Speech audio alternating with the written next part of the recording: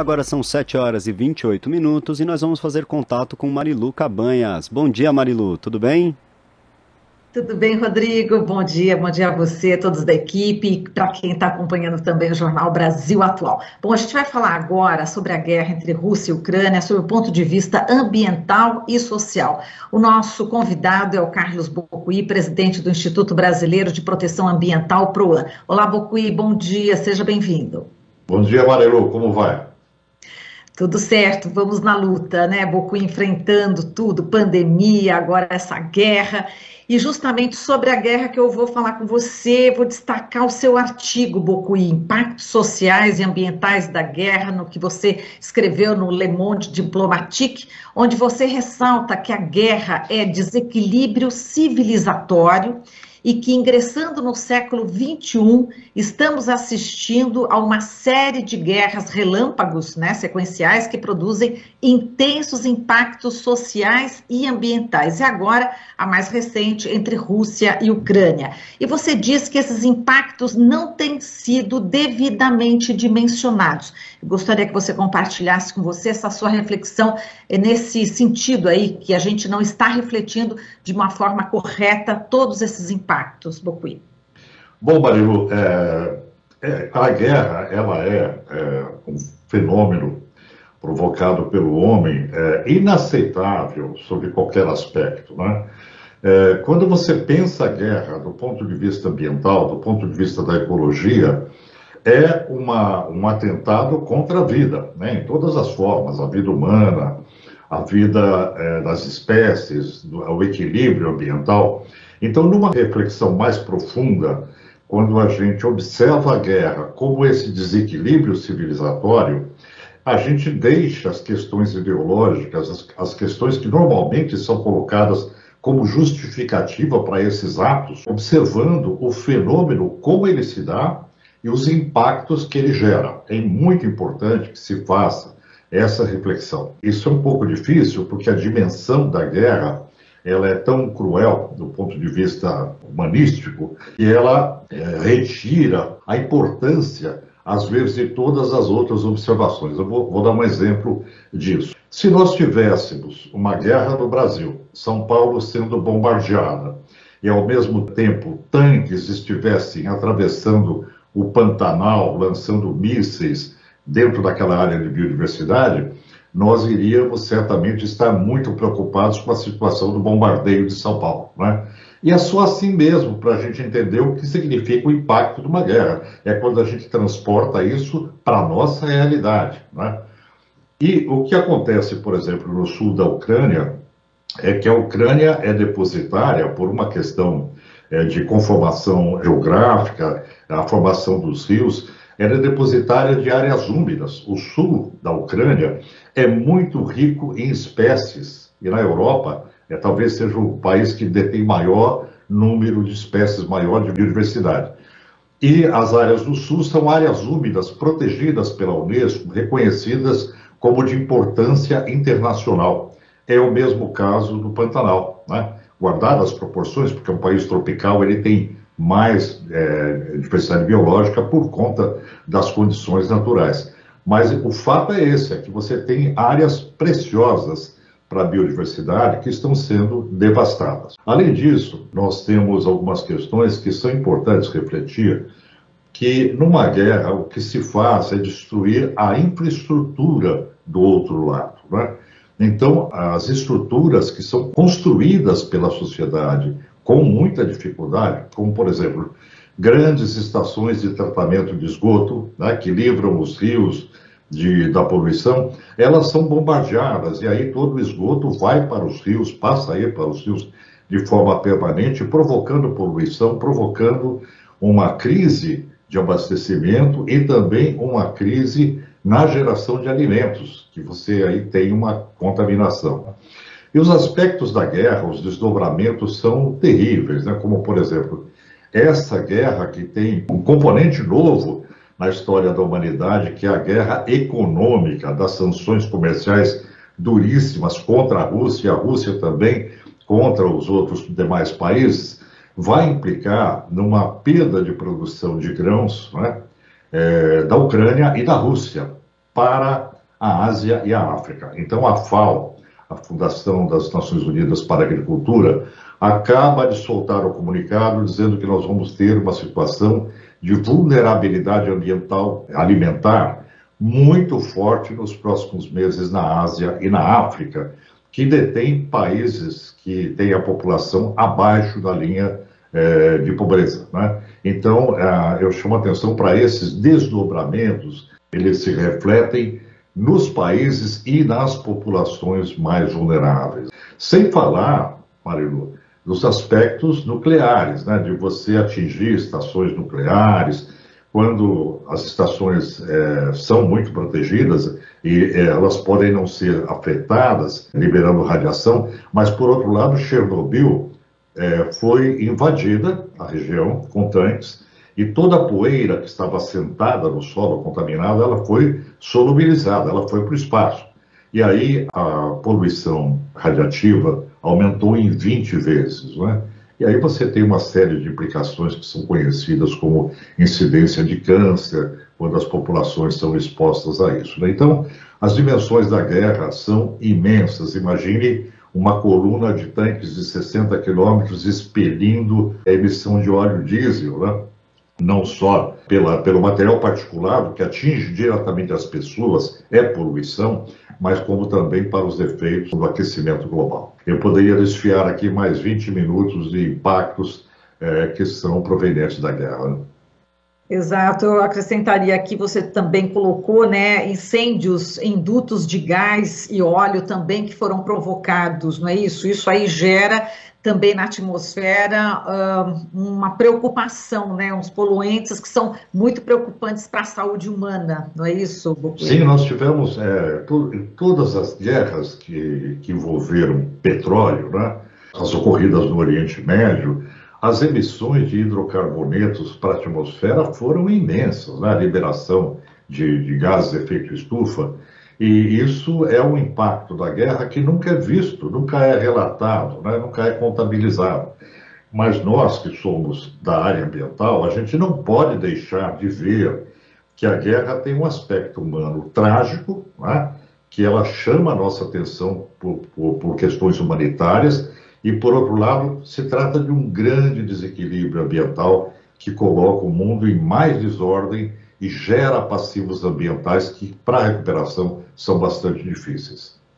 Agora vamos falar justamente sobre essas questões aí humanitárias, e você destaca no seu artigo, Bocuí, que as pessoas mais humildes que são as mais vulneráveis aos efeitos da guerra, e você elenca aqui realmente, enfim, reflexões importantes que a gente quer compartilhar agora, nesse momento, no Jornal Brasil Atual, e que esses efeitos nocivos, né, que afetam as sociedades e o ambiente, vai ser por muito tempo, a gente vai sentir ainda por muito tempo, é isso, né, Bocuí? Os impactos, por exemplo, da devastação de uma guerra, quando você trabalha com minas terrestres, né? Isso aconteceu na Chechênia, aconteceu no sul das áreas tomadas no sul da Ucrânia. As minas terrestres, elas soltam componentes químicos. Então, mesmo que você retire as minas, muitas vezes elas já colocaram no solo até elementos radiativos, porque muitas situações você tem pequenos artefatos nucleares que são pequenos, mas eles existem e são usados na guerra. Então, o que acaba acontecendo é que você polui o solo. Consequentemente, você polui as águas. Algumas regiões, por exemplo, na região da Crimeia, elas foram impedidas pelo governo de se explorar água, porque cerca de 30 áreas diferentes tiveram as águas subterrâneas contaminadas. Então, você tem ainda esse componente, que é a contaminação do aquífero, que impede o abastecimento da população, né? Principalmente quando esse abastecimento é retirado das águas subterrâneas. E aí tem um agravamento. Muitas pessoas consomem dessas águas sem saber desses componentes químicos, que inclusive, entre eles, a gente pode citar o mercúrio, né? Que é um elemento que provoca sérios danos ao cérebro humano, né? Principalmente em crianças.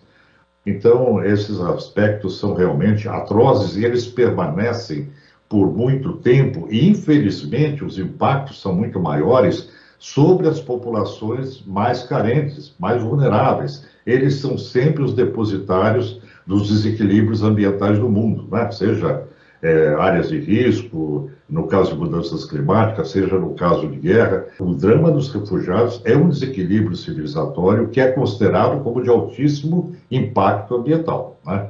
E isso tem sido alertado pelas Nações Unidas, inclusive para a questão das mudanças climáticas. Mas, infelizmente, você vê um êxodo de 2 bilhões de pessoas, né, numa guerra, né? Imagine os países que estão recebendo essas populações, as dificuldades que se tem para manter aquele grande conglomerado de pessoas que são novos habitantes daquele. O país tem que ter infraestrutura, tem que ter elementos para recebê-los de forma adequada, a ter qualidade de vida e não tirar a qualidade de vida do seu próprio povo, né? Então, as migrações são efeitos extremamente nocivos, negativos, e acabam impactando tanto aqueles que migram como aqueles que os recebem. Eu vou citar um trecho aqui do seu artigo que eu achei fundamental aqui, entre tantos outros trechos aqui, Bocuí, dizendo o seguinte, que uma das questões mais importantes nesses tempos sombrios é manter a lucidez, né?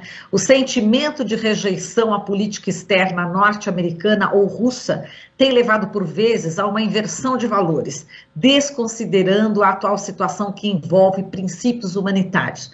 E aí você fala sobre um ponto muito importante, que a gente, como jornalista, a gente vai dando a notícia, a gente entrevista especialistas, e essa dimensão humana, ela acaba ficando exatamente num ponto, num patamar onde a gente não coloca, a gente coloca as discussões políticas, mas essa questão das mortes das pessoas, né? Aí você cita os soldados, os jovens, você cita as crianças, enfim, esse é um ponto muito importante, principalmente para quem faz essa análise política, econômica. É importante a gente humanizar também essa guerra, é importante a gente falar desses seres humanos que estão sendo mortos e feridos, né, Bocuí? Marilu, eu diria que a maior lição da guerra é a demonstração da barbárie, né? É um estado de barbárie.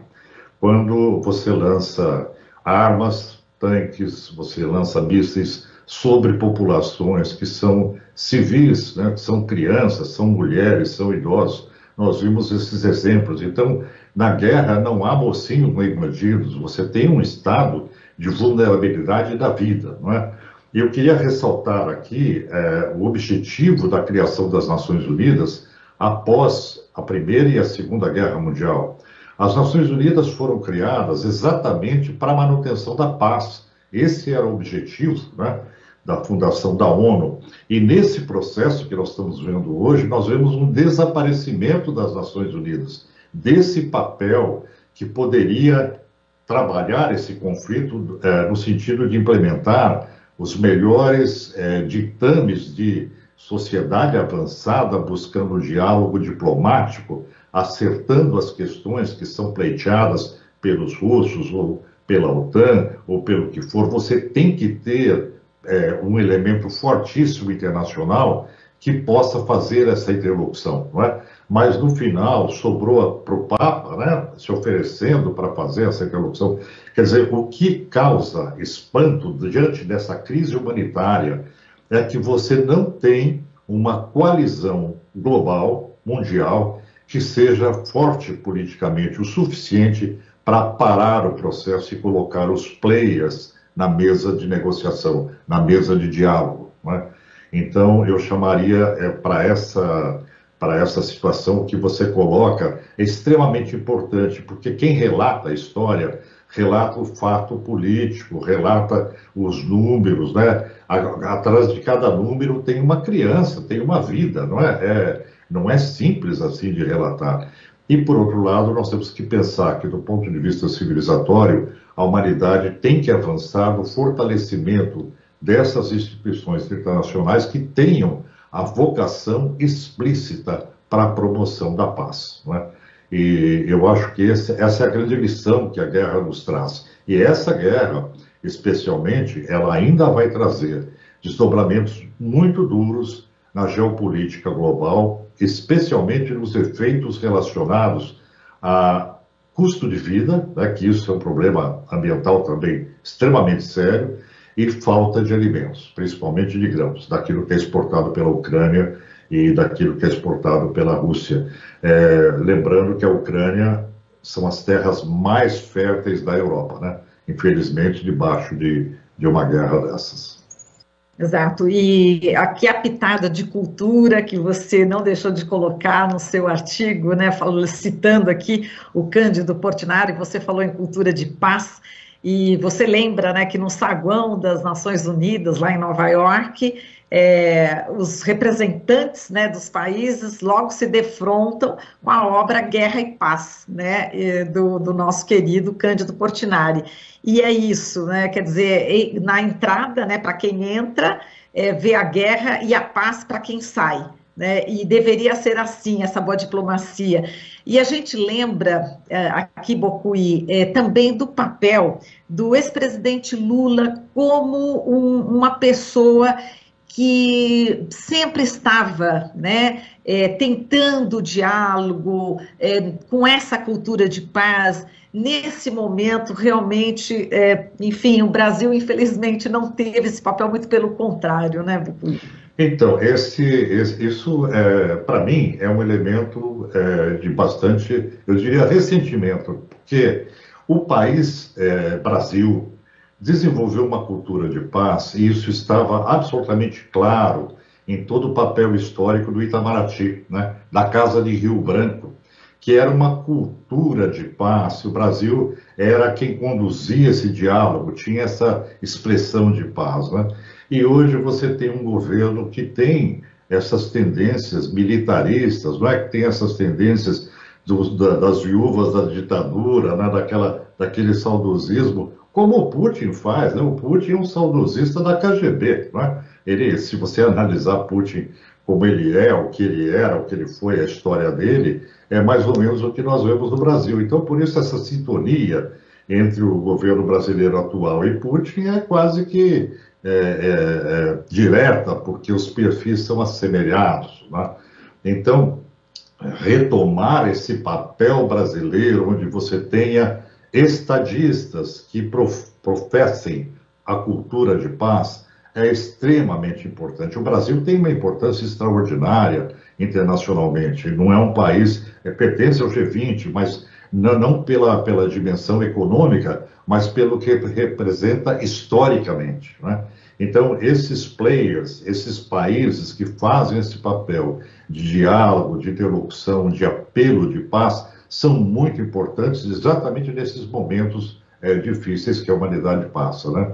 Então, de fato, o presidente Lula tinha esse perfil, que era um perfil cidadão, que era um perfil advindo de classes sociais que demandaram uma luta para chegar ao poder, e fez isso sempre de uma forma pacífica, rompendo com os laços da ditadura, né? Então, essa história do Lula fez falta nesse momento de diálogo, realmente fez muita falta.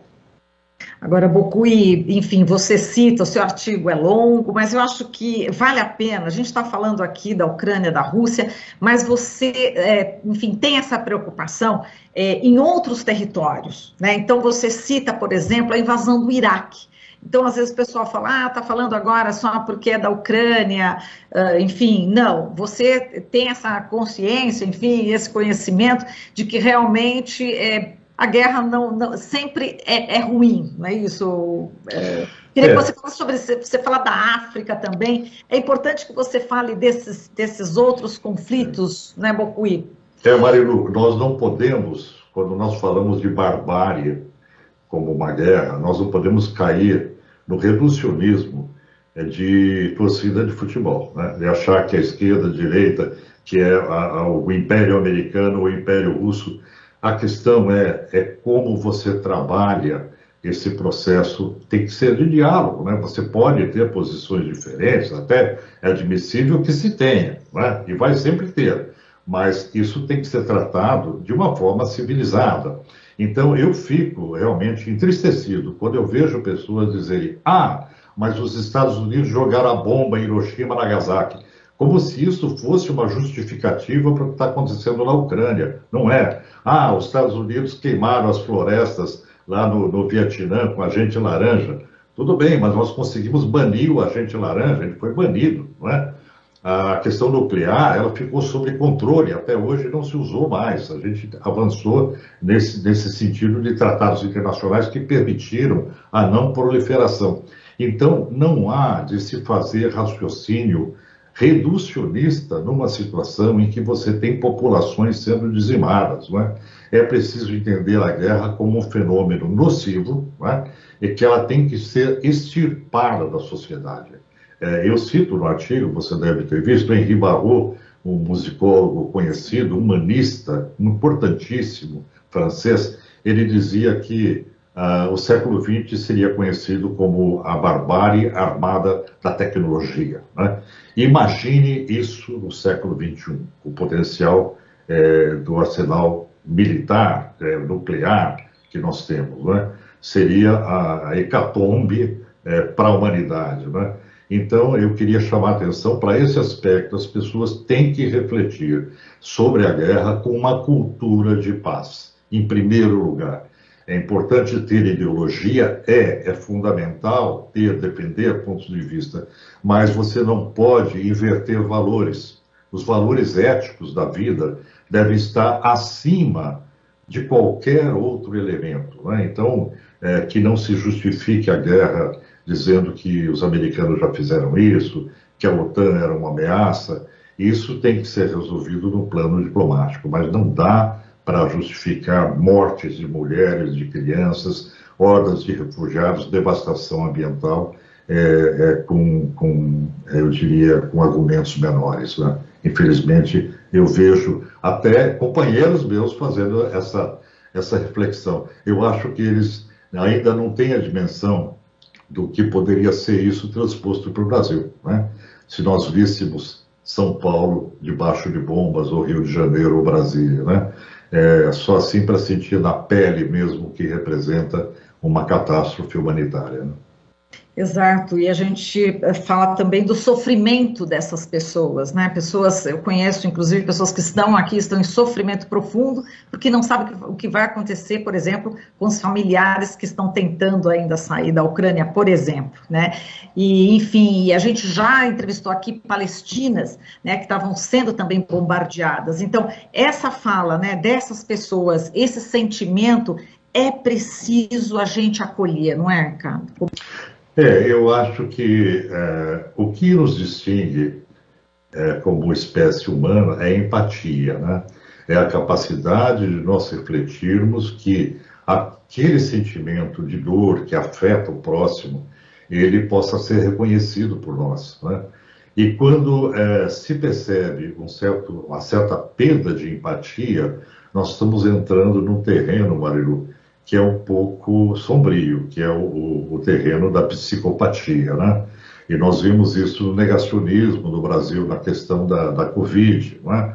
E esses sentimentos, eles devem ser percebidos pelas pessoas, porque eles representam, na verdade, a prevalência da amortido, né? Daquele elemento negativo que para a psicologia demonstra que se tende à morte e não à vida, né?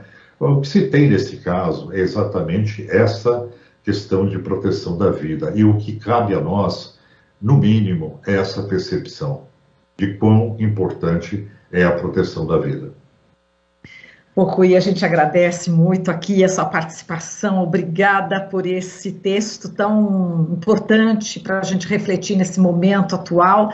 E até uma próxima oportunidade, Rui. Um abraço. Eu que agradeço e espero que a gente resolva isso rápido, porque, olha, as consequências, principalmente para a questão alimentar planetária, serão muito duras, né? Infelizmente.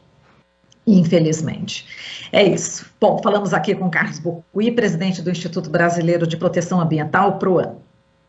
Você está ouvindo Jornal Brasil Atual.